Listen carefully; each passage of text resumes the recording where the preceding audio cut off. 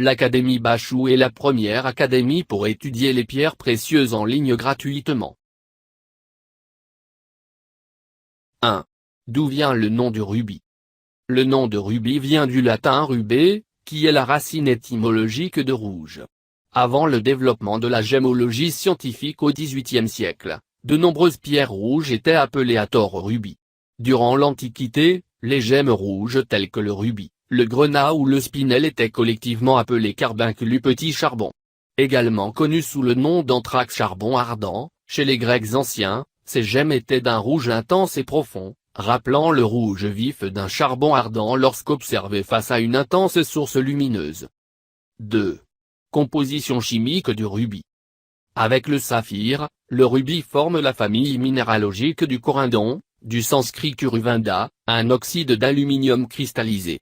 Ce sont des minéraux allochromatiques, c'est-à-dire qu'ils sont incolores à l'état pur, mais sont colorés par des traces d'éléments chromogènes. Pour le saphir, ce sont le fer et le titane qui colorent la pierre. Pour le rubis, la coloration provient essentiellement de traces de chrome et de fer, une forte concentration en fer donnant généralement une teinte brune. Les saphirs peuvent également présenter de belles tonalités de rose et d'orange, comme le saphir paparacha ou le saphir rouge du soir. Cependant ces teintes sont distinctes de celles du rubis, et, bien que de composition chimique semblable à celui-ci, ils tombent sous l'appellation saphir de couleur. Les tons du rubis sont donc bien spécifiques et définis. Bien qu'essentiellement rouges, ils contiennent également 20% de couleurs secondaires, telles que l'orange, le rose, ou le violet. 3. Origine du rubis. Les rubis du Sri Lanka étaient déjà connus des Grecs et des Romains 481 ans avenue JC, c'est une des plus anciennes origines connues. Cependant, l'origine la plus classique pour les rubis se trouve au Myanmar, dans la vallée de Mogok. Aujourd'hui épuisée, cette source est à l'origine de certains des plus beaux rubis sang de pigeon du monde, présentant une couleur et une transparence exceptionnelles. Aujourd'hui, les rubis du Myanmar, rubis birmans, sont extraits au nord-est, à Monsu. Ce pays est si étroitement lié à l'extraction du rubis que les rois de Birmanie étaient connus sous le titre de seigneurs des joyaux. D'autres gisements de rubis se trouvent également en Afghanistan, en Chine, en Inde, au Cambodge, au Kenya, à Madagascar, au Mozambique, au Pakistan, au Sri Lanka, en Tanzanie, en Thaïlande et au Vietnam. Le rubis. Le rubis étoile. 4. Histoire du rubis. Connu pour être le Ratnajar, le roi des pierres précieuses, le rubis, pierre de naissance du mois de juillet, incarne la passion, l'amour et la romance. Depuis des temps immémoriaux, il est également associé à de nombreux mythes. Les anciens Indiens ont vu dans le rubis un feu intérieur éternel, susceptible d'accorder la longévité. Outre le fait qu'ils étaient censés apporter la chance au jeu, on croyait au Moyen-Âge des rubis, ainsi que de nombreuses autres pierres précieuses, qu'ils possédaient des pouvoirs prophétiques et que sa couleur s'assombrissait pour annoncer un désastre imminent. Ils ont été portés par les Birmans comme un talisman pour protéger contre les maladies, les accidents et les blessures, et étaient autrefois considérés comme une goutte de sang issue du cœur de la terre-mère. Ralph Waldo Emerson a écrit au XIXe siècle un poème dans lequel le rubis est décrit comme une goutte congelée du vin des fûts d'Éden. 5. Caractéristiques du rubis. Le rubis est l'une des gemmes les plus rares et les plus chères, beaucoup plus rares que le diamant. Les rouges purs en particulier sont extrêmement difficiles à trouver.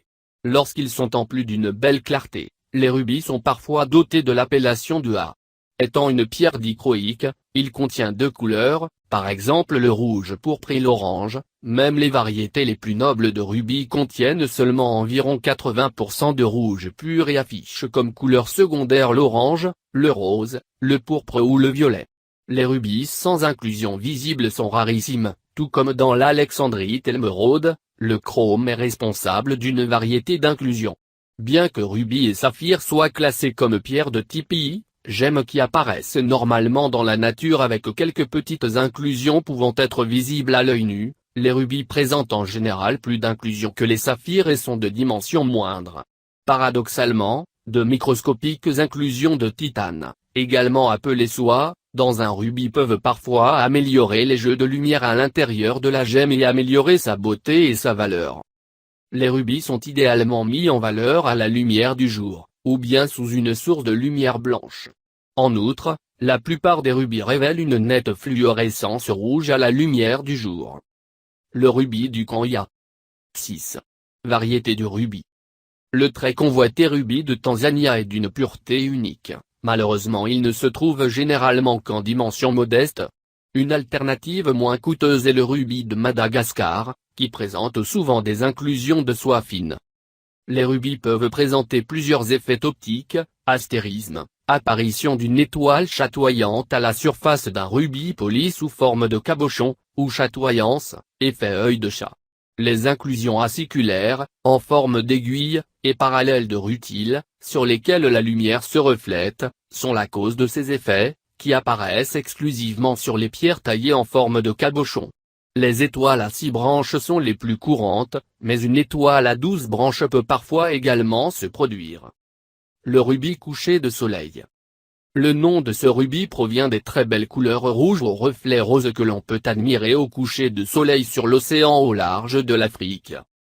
Le rubis de Malawi. Malawi se situe à l'est de l'Afrique centrale. Cette région qui est très connue pour son lac offre aussi de très beaux spécimens de rubis. Ils sont à découvrir sur la bijouterie en ligne Juo Hello.